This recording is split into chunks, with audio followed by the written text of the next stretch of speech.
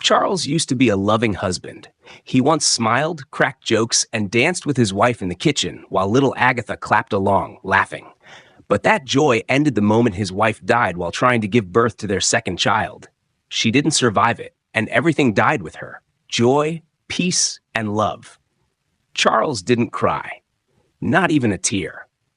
He just stared at his wife's lifeless body, shook his head, and muttered, "So this is how you chose to end our story? Dying on duty?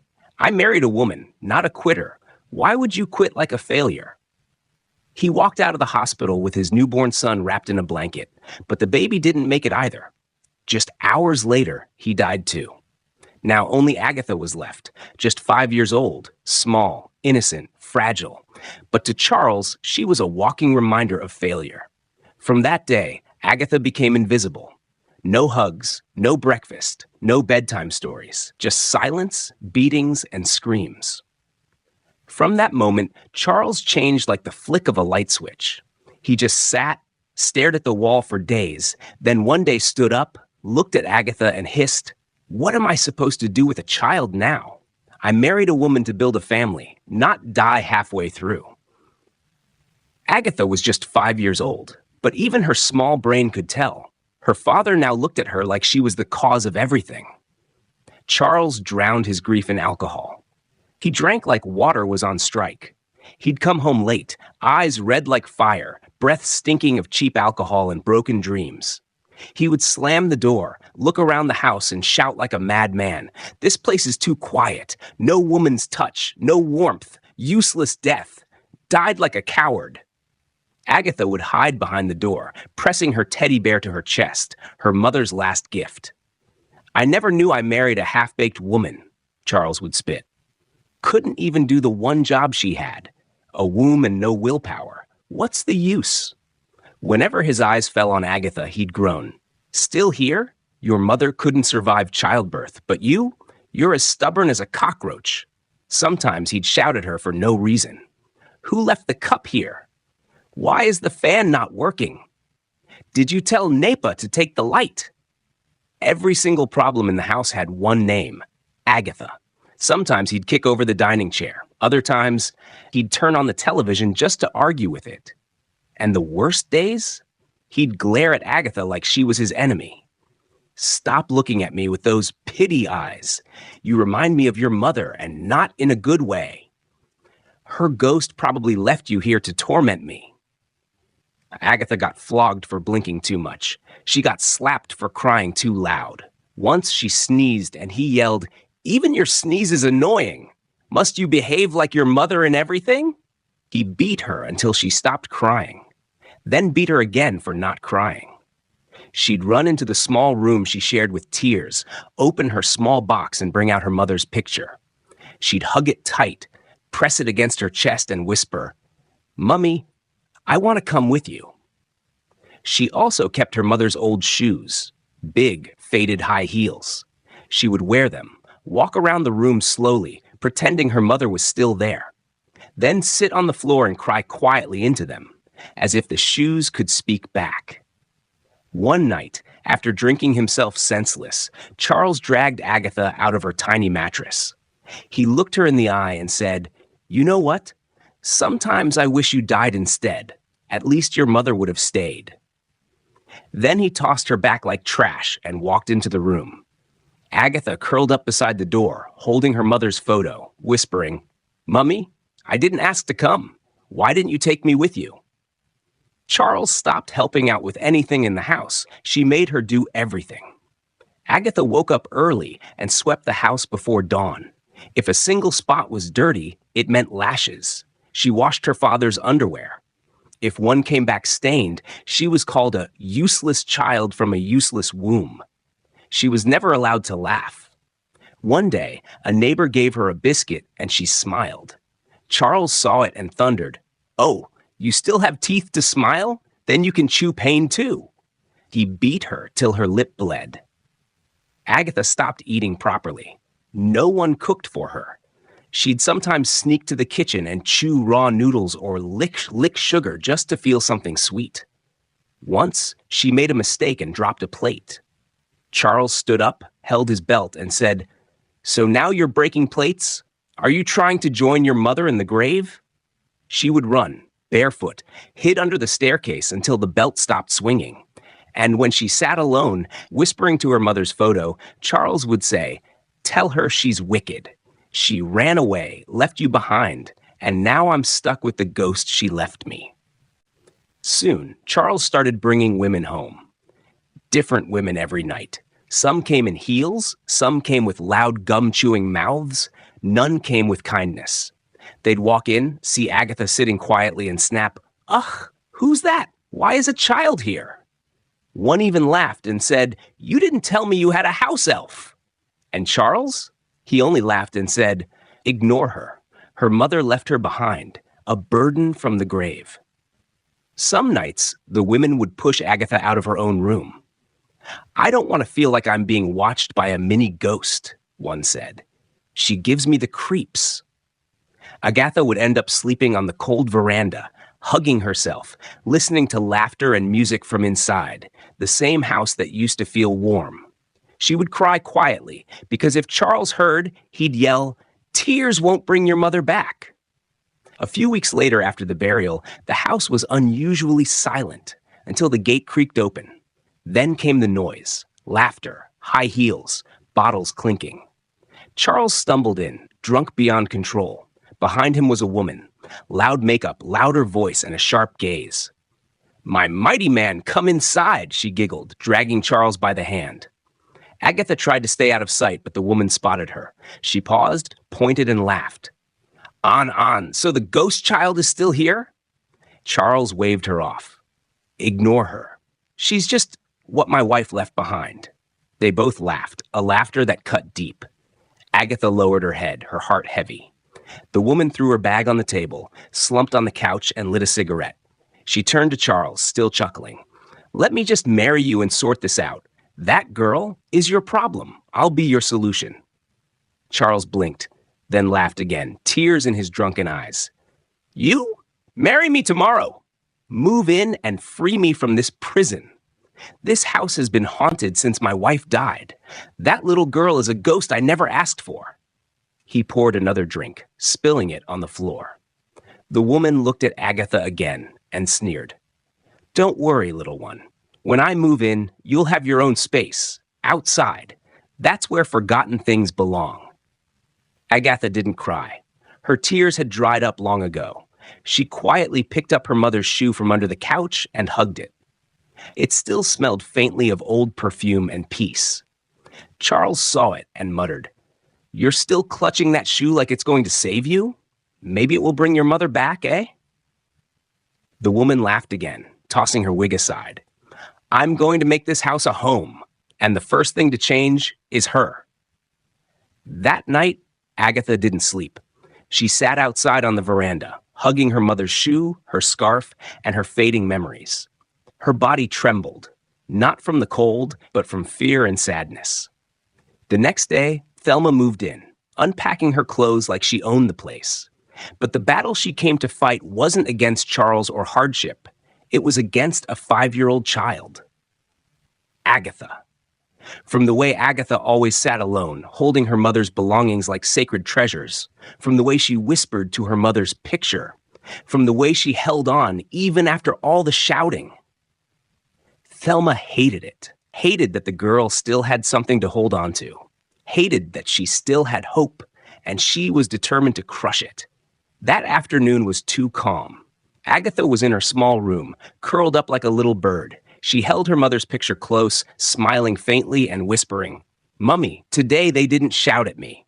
Thank you. Please keep protecting me. I love you."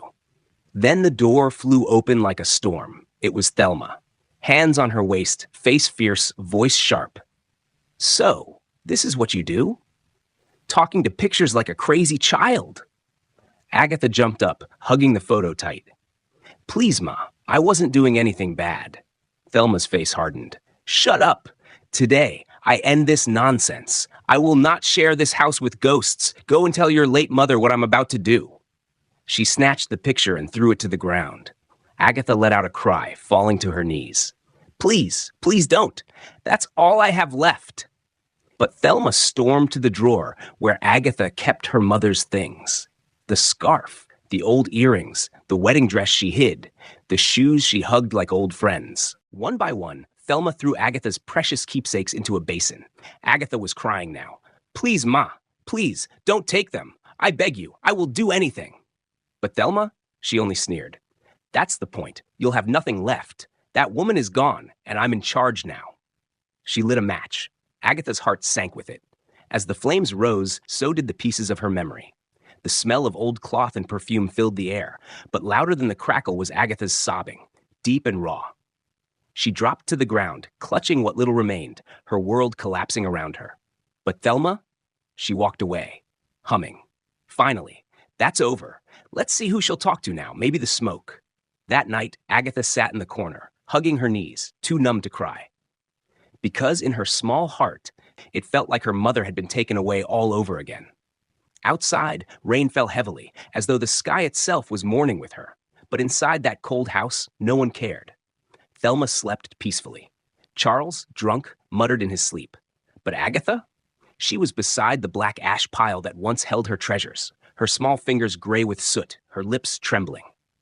"Why, Mummy? Why did you leave me?"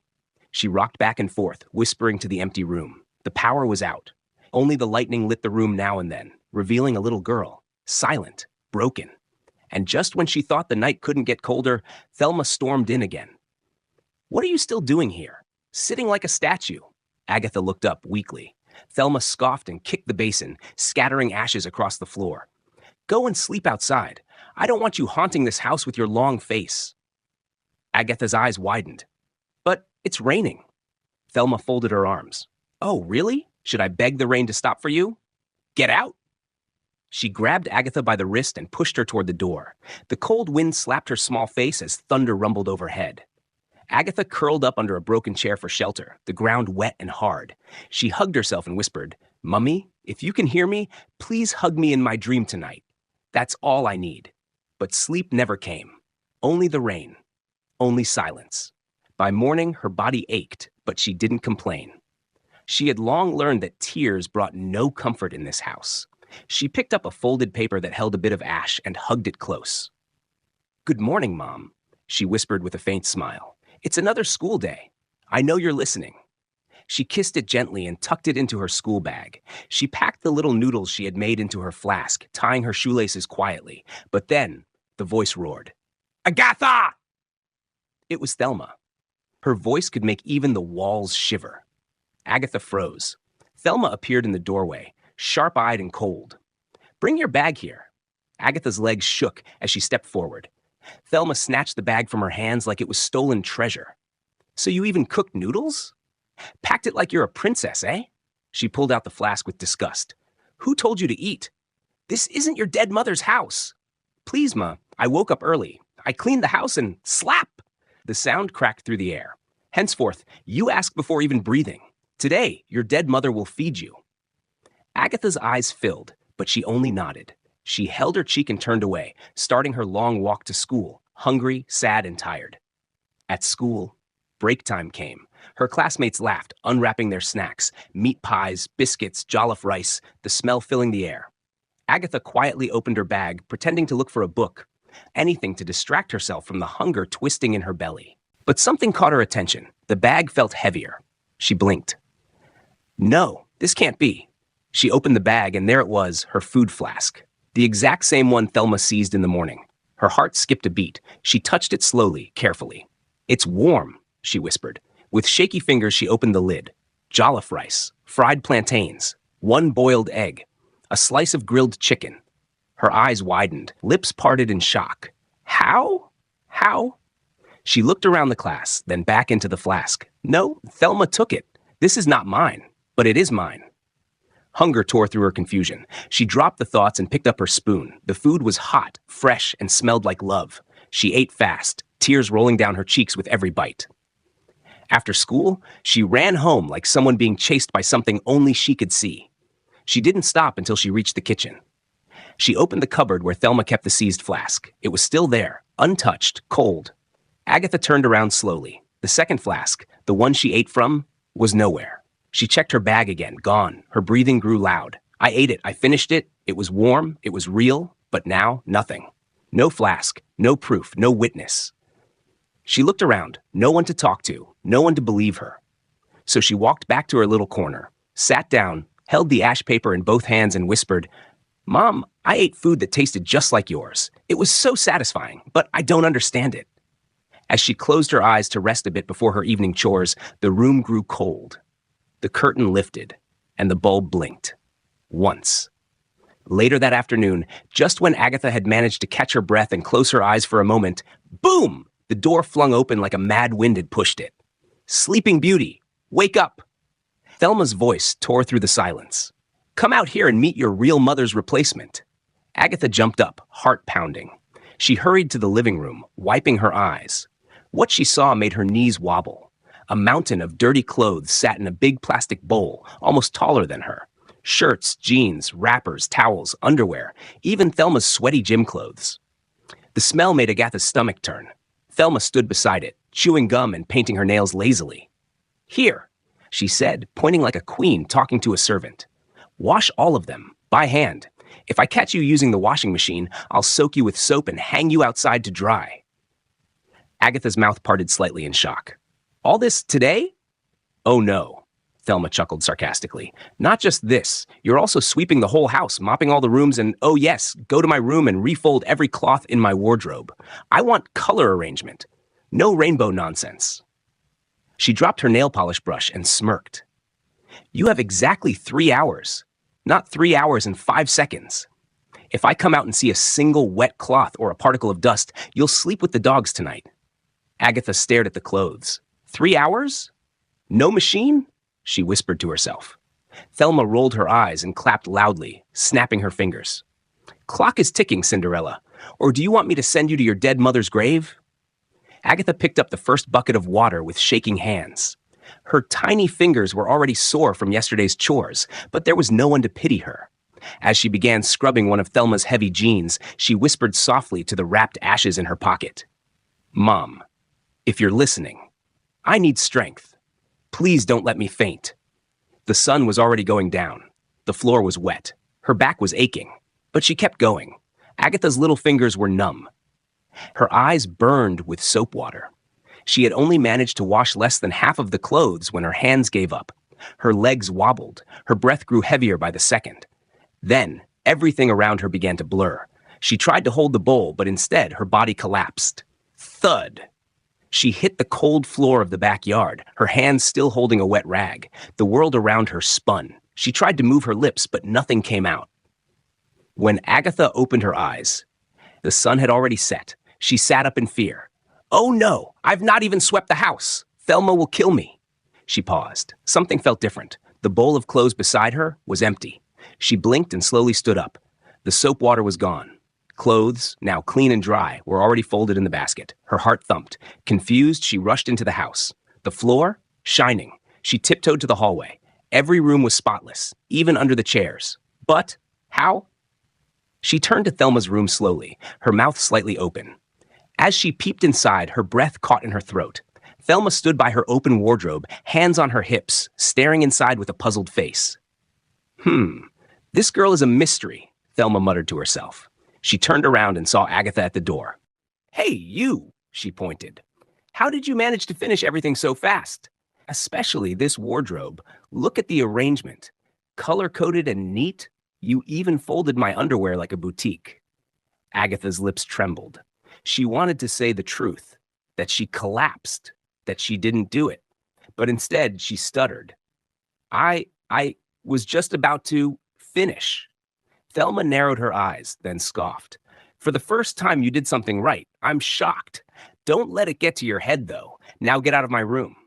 Agatha nodded and hurried off, still shaking. She reached her room, shut the door quietly, and sat on the floor with her knees to her chest. She was confused, terrified, but somehow not alone. Her hands moved into her pocket where the ashes were still wrapped. She pulled it out gently, held it to her chest, and whispered through tears. "Mom? Was it you? Did you help me?" Her voice cracked as she cried harder, hugging the wrapped ashes tight. "I was so scared. I thought she'd beat me. I didn't even finish washing the clothes. I didn't sweep, mop, or fold her things. She looked at the window where the moon was shining in. Then, for the first time in forever, a small smile appeared on her tired face. Thank you, Mom, for having my back. She kissed the paper gently, curled up by her bed, and whispered, Good night, Mommy. Thelma wasn't the only one making Agatha's life miserable. Her father, the one man who was supposed to protect her, had turned into her second nightmare. He was a shadow of the loving dad he used to be. Or maybe that love was never real at all. Every day, he looked at her like she was a mistake that refused to disappear. And the worst part, he never healed from her mother's death. Instead, he made Agatha pay for it like a lifetime punishment. You're not going to school today, he said one morning, his voice flat and cold. Agatha blinked, confused. But Daddy, I have a test today. Don't call me Daddy, he spat. You know, your better sibling died the day you were born.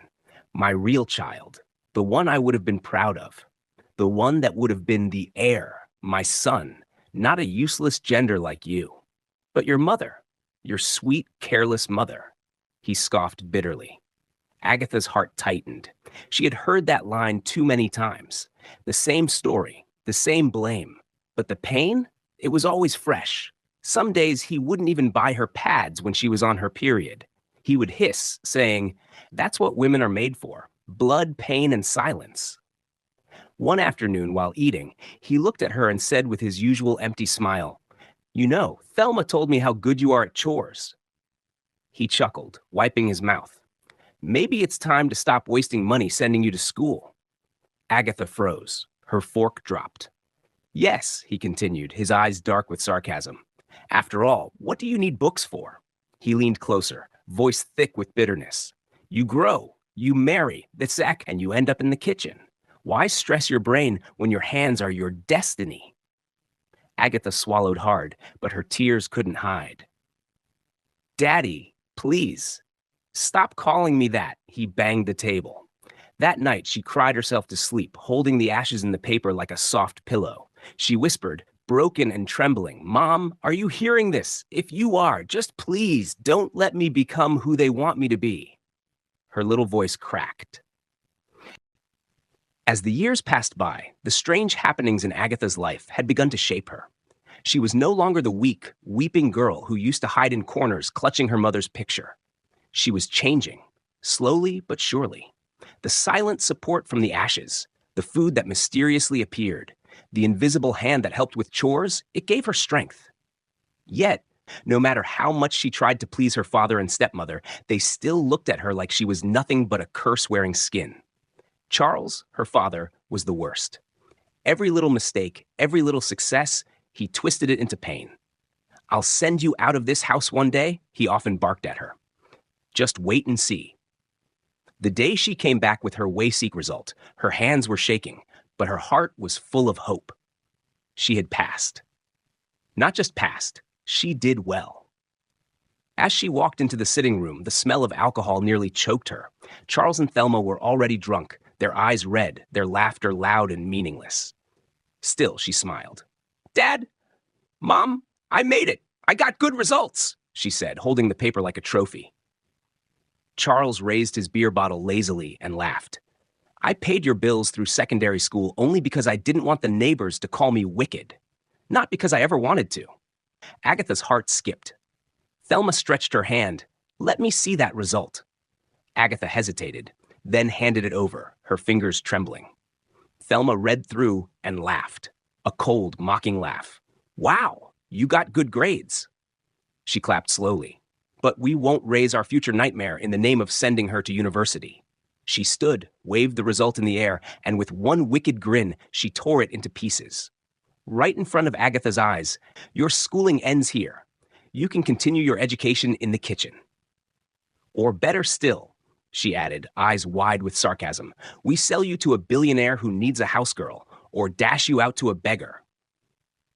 Charles burst into laughter. He laughed so loud, it echoed off the walls. Thelma joined him, the two of them holding hands and howling with laughter like they just heard the funniest joke of the century. Agatha didn't scream. She didn't beg. She just stood there as tears rolled down her face, slow and steady. With tears blurring her vision, Agatha ran to her room, her chest heaving from both heartbreak and disbelief. Her legs trembled as she pushed the door shut behind her and leaned on it for support, gasping for breath like someone who had just outrun a storm. But then, her eyes caught something on the floor. She froze. There, lying gently against her wall, was her WEC result, untorn, untouched. Perfect. She stared, too stunned to move. Slowly, as though it might vanish if she blinked, she stepped forward and picked it up with shaking hands. Her fingers traced the bold letters, the scores, her name. It was exactly the same, the one Thelma had just torn into pieces. Her lips parted in awe. A cold shiver ran down her spine, but not from fear, from wonder. What? How? She whispered, clutching the paper to her chest. Her first instinct was to protect it, to hide it from harm. But she had to be sure. She dashed back to the sitting room, holding her breath. The pieces of the torn result were still there, scattered on the floor, lifeless and shredded. She stood there quietly, staring at the mess while Charles and Thelma glared at her. Thelma smirked and crossed her arms. What are you standing there for? Pick up those pieces. In fact, sweep this whole place and mop it. I don't want to see any stain from your useless result. Agatha nodded quickly, her voice caught in her throat. But instead of picking the pieces, she turned and ran back to her room first. She had to keep the untouched result safe. She slid it into one of her old school books, hid the book beneath her clothes in her drawer, and whispered, Mom, you did this, didn't you? Her eyes filled with fresh tears. But this time, they were not of pain. They were of hope. She wiped them quickly, then ran out to do what Thelma commanded. She knew now. Something was with her. Someone was fighting for her. Months later, when the university admission process began, Agatha's heart fluttered with cautious hope. She hadn't applied to any school yet. She needed her father's permission and support first. Deep inside, she still believed that maybe, just maybe, Charles would show her a little mercy. Just this once. That evening, she walked into the sitting room, clutching a sheet of paper where she had scribbled the list of universities offering medicine. Her fingers trembled, but her voice stayed calm. Dad? Mom? She called gently. Charles was lounging on the sofa, half asleep with a bottle in his hand. Thelma was painting her nails, barely looking up. Agatha stepped closer. I came to beg. I know I don't mean much in this house, but I want to go to school. I've always wanted to study medicine. Please, help me apply. Just get me started, and I promise I'll find a job and take care of myself along the way. The room went silent. Charles slowly opened his eyes and let out a cold laugh. Medicine? He said, sitting up with a sneer. You want to become a doctor? So what? After all the money I waste on you, you come back one day healing and helping people.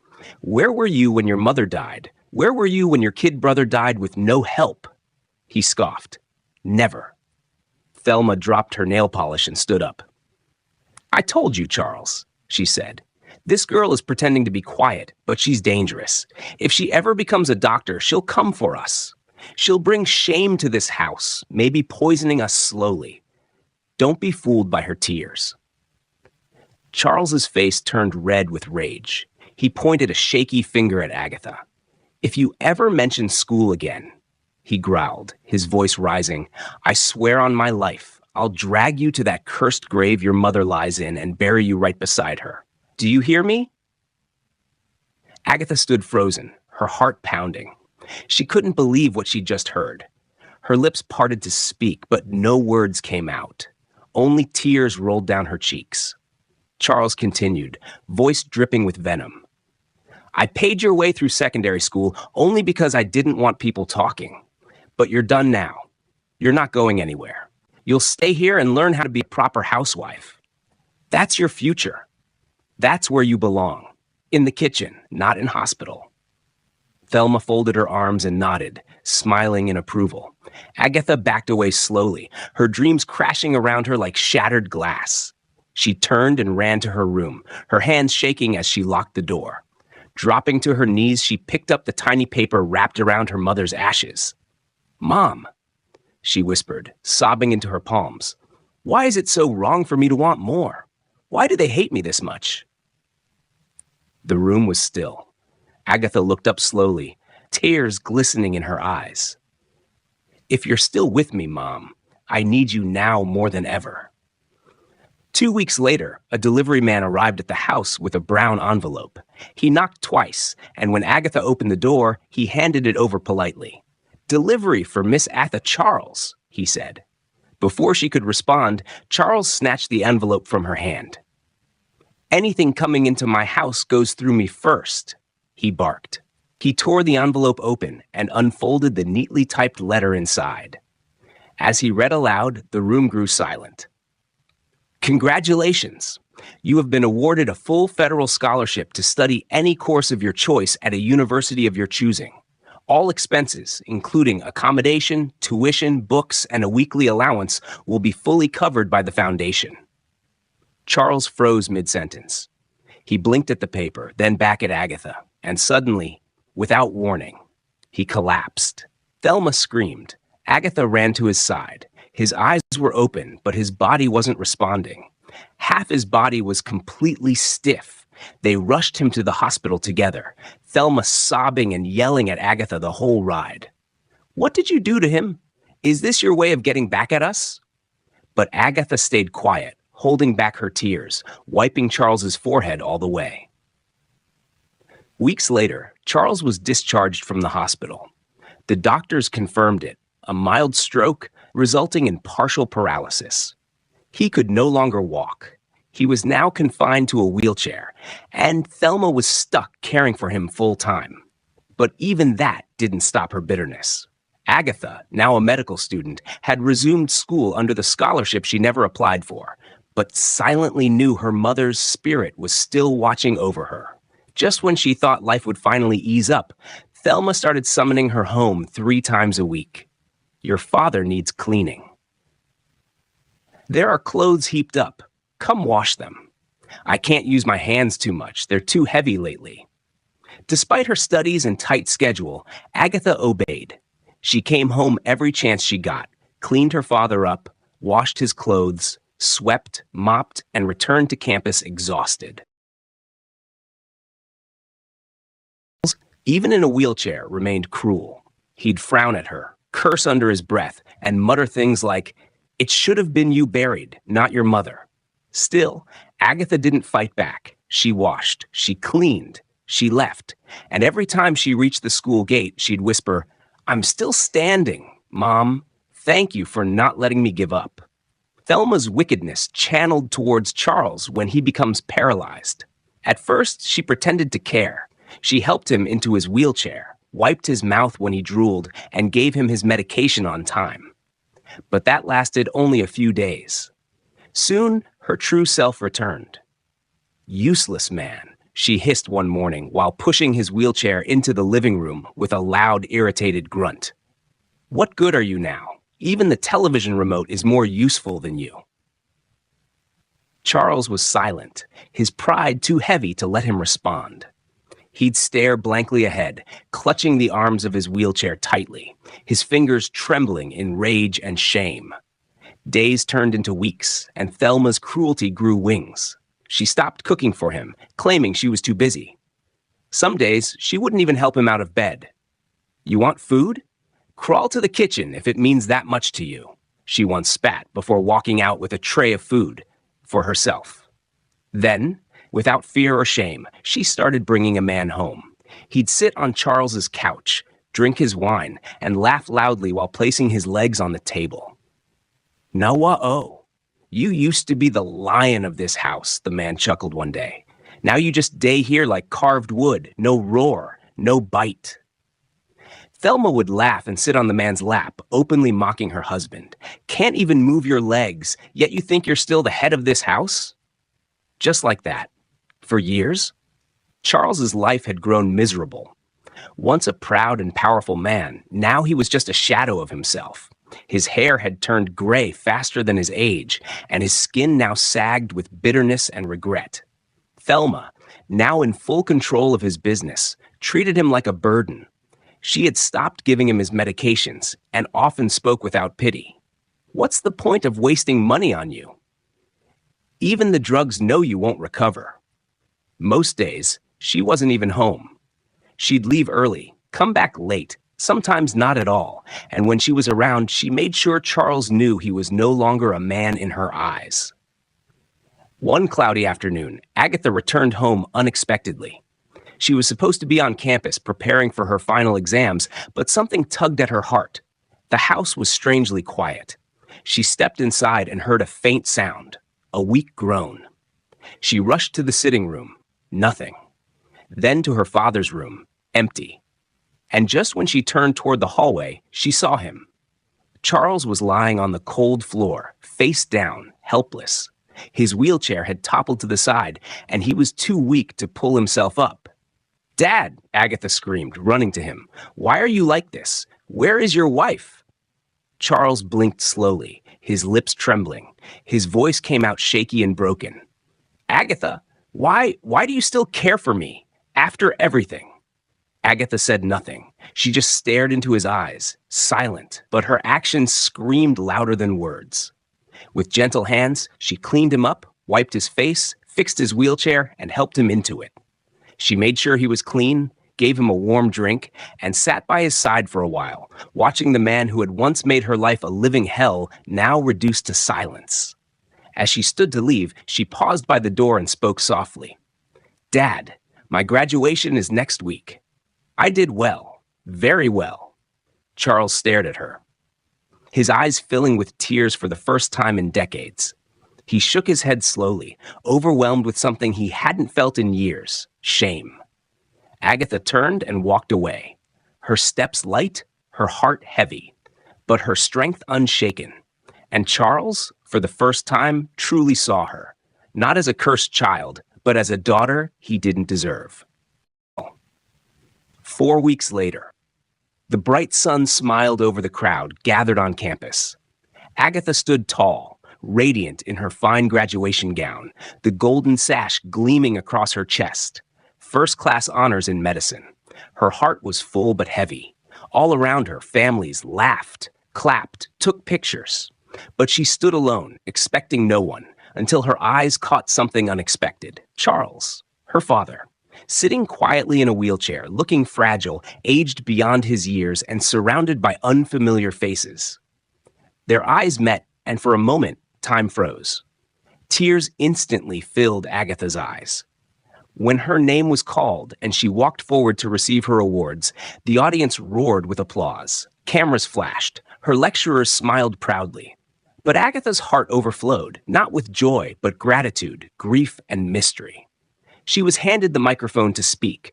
Everyone expected a brilliant speech. Instead, she paused, took a deep breath, and said, "I am a product of my late mother." The crowd quieted instantly. "She died when I was just 5, but her spirit never rested." Gasps echoed gently across the hall. "My stepmother once sent me to school without food. I cried alone. But when I opened my bag, I found a food flask. There was food in it. Not once, but every day since the first encounter, food kept appearing, till this very morning." The murmurs began to spread.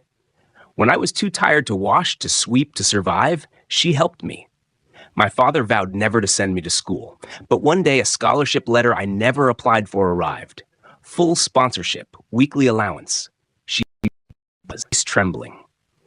But yesterday, I visited the foundation's address. It doesn't exist. Ladies and gentlemen, I stand here today not just as a graduate, but as a child raised by a ghost, and that ghost was my mother." The hall erupted. Some cheered, clapping with emotion. Some shook their heads, speechless. Some cried openly, wiping tears from their cheeks.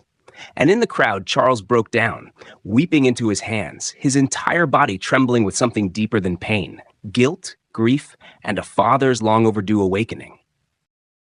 Back home. The house was in chaos. Thelma's voice echoed like thunder, her footsteps loud and furious as she yanked open wardrobes and drawers. "So all this while, a ghost has been cooking, sweeping, cleaning in this house?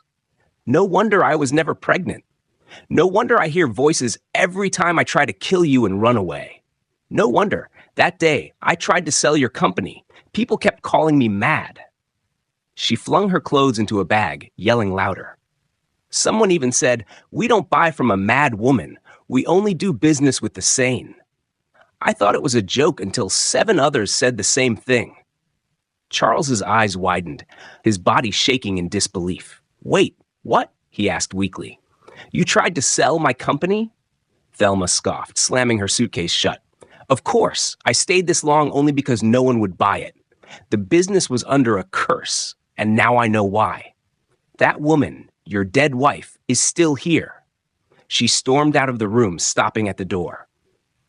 "Keep your cursed house. I'm leaving with my life." And just like that, she left. Silence followed, thick and heavy. Charles stared at Agatha, his eyes red, his lips trembling. "Agatha," he whispered, I was never worthy to be called your father. I left you. I failed you. I crushed your spirit every chance I had. When you needed love, I gave you pain. When you needed a father, I became your enemy." Agatha blinked slowly, a tear escaping her eye. "No, Dad, it wasn't your fault." She reached into her bag and pulled out a faded diary. "6 months ago, I saw this in your drawer. I read your pain." She opened a marked page and read aloud. "Sarah, my love, since the day you left me, a part of me died. I immediately became a failure. Worst of it all, no one dares to help. Everyone just takes advantage of me. And I can't stand anything or anyone that reminds me of you. Maybe when I see you in heaven, you will understand." She turned the pages. "You wrote the same thing every year to mark her death." Charles lowered his head and wept, not from shame anymore, but from release. The torment he buried for years finally poured out. Agatha walked up to him, gently wiped his tears, and whispered, "You're still my father, and I forgive you." Charles wiped his tears and slowly turned to Agatha. How did you even communicate with your mother all these years? Can we do it together? One last time?" Agatha gave a soft smile, her eyes still wet. "We don't speak with words, Dad. I just hold her ashes, close my eyes, and somehow she always knows what I need." She reached into her pocket to bring out the small paper-wrapped ashes she always carried. But her hands found nothing. Surprised, she checked again. "It was here? I always keep it here." Her voice trembled. She opened her handbag, searched every corner, nothing. Panic rising, she ran to her room, flung open the wardrobe, and reached for the tiny box she'd carefully hidden the rest in. Gone. Not even a trace of the ashes remained. Agatha stood frozen. Her breathing slowed. Tears welled up again, not from fear, but from understanding. "She's gone. She left today." She turned and walked slowly back to the living room. Charles was sitting quietly, watching her with curious eyes. "She left, Dad. For real this time. She's finally resting." Charles stared in stunned silence.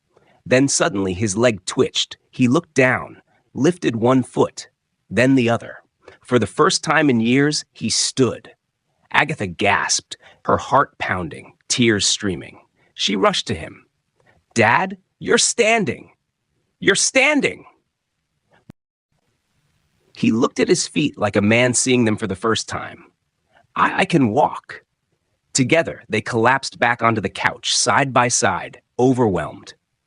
Charles whispered, "Goodbye, Sarah. You've done a good job." Agatha closed her eyes and added softly, "Thank you, Mother. I will love you forever." And for the first time in a long while, the house was silent, peaceful, and whole again. 1 year later, Agatha stood before a crowd, holding a microphone with poise and confidence. Behind her was a large banner that read, "The Sarah Hope Foundation Giving Wings to the Motherless." She smiled warmly as she spoke. "This foundation is born out of a love that refused to die. My mother gave everything, even from beyond, to see me rise. Today, we extend that same grace to children who feel alone in this world. You are not alone anymore." The crowd cheered, some in tears. Beside the banner was another, newly unveiled, the Charles Redemption Foundation, restoring strength to single parents. Charles walked to the podium, now a changed man, calm, wise, and filled with compassion. He shared his story with tears in his eyes, speaking to a hall filled with struggling single mothers and fathers. I was once a man broken by pride and pain, but my daughter, and the love I once rejected, gave me a second chance. This is your second chance too. You are not forgotten. Let go of the pain holding you down.